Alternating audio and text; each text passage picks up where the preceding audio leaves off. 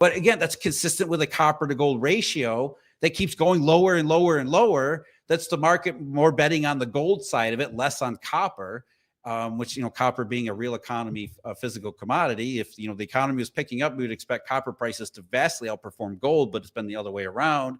So, everything that we're getting, including fears over maybe some credit market dust up, would be consistent with a copper to gold ratio that keeps going down and down and down, consistent with lower interest rates. So there is a lot of that consistency, even if we don't have the full complete picture of what that looks like in the end anyway.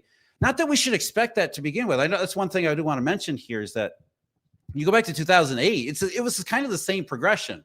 It wasn't until, Lehman Brothers really failed, really AIG, that anybody really had the sense of what was going on. It was still kind of the same thing. I mean, you go back to 2008, people in the middle of 2008, the Federal Reserve in the middle of 2008, didn't even think the U.S. was going to experience a recession that year.